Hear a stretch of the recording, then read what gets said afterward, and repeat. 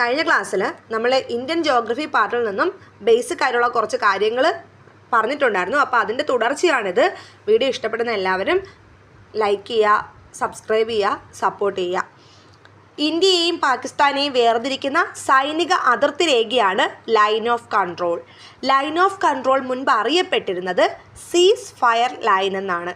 1949 കറാച്ചി കരാർ മുഖേനയാണ് സീസ് ഫയർ ലൈൻ നിലവിൽ വന്നത്. അപ്പോൾ ഒന്നും കൂടി ഇന്ത്യയെയും പാകിസ്ഥാനെയും വേർതിരിക്കുന്ന സൈനിക അതിർത്തി രേഖയാണ് line of control. Line of control LOC എന്ന് നമ്മൾ പറയുന്നു. ഈ ലൈൻ ഓഫ് കൺട്രോൾ മുന്നേ അറിയപ്പെട്ടിരുന്നത് സീസ് ഫയർ ലൈൻ എന്നാണ്. ഈ സീസ് ഫയർ ലൈൻ വന്നത് 1949 കറാച്ചി കരാർ മുഖേനയാണ്. അപ്പോൾ കറാച്ചി കരാർ 1949 കേട്ടോ. ഇത് 1972 സിംല കരാറിനെ തുടർന്ന് ലൈൻ ഓഫ് കൺട്രോൾ എന്ന് പുനർനാമകരണം ചെയ്തു. ഇനി ഇന്ത്യക്കും ചൈനയ്ക്കും ഇടയിൽ സ്ഥിതി ചെയ്യുന്ന സൈനിക അതിർത്തി രേഖയാണ് line of actual control LAC.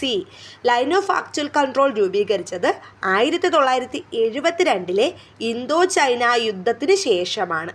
ഈ LOCയും LACയും അതായത് ലൈൻ ഓഫ് കൺട്രോളും ലൈൻ ഓഫ് ആക്ച്വൽ കൺട്രോളും ഇതുവരെയും അന്താരാഷ്ട്ര അതിർത്തിയായിട്ട് നമ്മൾ നിയമപരമായിട്ട് അംഗീകരിച്ചിട്ടൊന്നുമില്ല കേട്ടോ. ഇനി ഏറ്റവും കൂടുതൽ സമുദ്ര തീരമുള്ള ഇന്ത്യൻ സംസ്ഥാനം ഏതാണ്? ഗുജറാത്താണ്. ഏറ്റവും കൂടുതൽ സമുദ്ര തീരമുള്ള സംസ്ഥാനം ഗുജറാത്താണ്. എന്നാൽ ഏറ്റവും കൂടുതൽ സമുദ്ര തീരമുള്ള ദക്ഷിണേന്ത്യൻ സംസ്ഥാനം തമിഴ്നാടാണ്. അപ്പോൾ ഏറ്റവും കൂടുതൽ സമുദ്ര തീരമുള്ള ദക്ഷിണേന്ത്യൻ സംസ്ഥാനം തമിഴ്നാട്.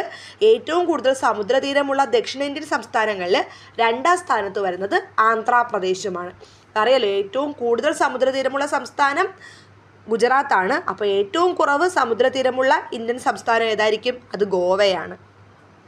സമുദ്രതീരം മാലിന്യമുക്തമാക്കി വൃത്തിയായി സൂക്ഷിക്കുന്നതിന് വേണ്ടി ഫൗണ്ടേഷൻ ഫോർ എൻവിയോൺമെൻറ്റൽ എഡ്യൂക്കേഷൻ്റെ സഹകരണത്തോടെ കേന്ദ്ര സർക്കാർ ആരംഭിച്ച പദ്ധതിയാണ് ബ്ലൂ ഫ്ലാഗ് സർട്ടിഫിക്കേഷൻ പ്രോജക്റ്റ്. അറിഞ്ഞിരിക്കുക, സമുദ്രതീരം മാലിന്യമുക്തമാക്കി വൃത്തിയായി സൂക്ഷിക്കുന്നതിന് വേണ്ടി ഫൗണ്ടേഷൻ ഫോർ എൻവിയോൺമെൻറ്റൽ എഡ്യൂക്കേഷൻ്റെ സഹകരണത്തോടെ കേന്ദ്ര സർക്കാർ ആരംഭിച്ച പദ്ധതിയാണ് ബ്ലൂ ഫ്ലാഗ് സർട്ടിഫിക്കേഷൻ പ്രോജക്റ്റ്. ഇനി നമുക്ക് ഇന്ത്യയുടെ സമയമേഖലകളുടെ എണ്ണം എത്രയാണ്? ഒറ്റ സമയമേഖലയെ ഇന്ത്യക്കുള്ളൂ. അപ്പോൾ ഇന്ത്യയുടെ സമയമേഖലകളുടെ എണ്ണം 1. ഇന്ത്യയുടെ മാനക രേഖാംശം 82.5 ഡിഗ്രി കിഴക്ക് രേഖാംശ രേഖയാണ്. മറക്കരുത്, ഇന്ത്യയുടെ മാനക രേഖാംശം 82.5 ഡിഗ്രി കിഴക്ക് രേഖാംശ രേഖയാണ് കേട്ടോ. ഇനി അടുത്തത് ഉത്തരായന രേഖയെ പറ്റി നമുക്ക് നോക്കാം. ഇന്ത്യയിലൂടെ കടന്നു പോകുന്ന പ്രധാന അക്ഷാംശ രേഖയാണ് ഉത്തരായന രേഖ.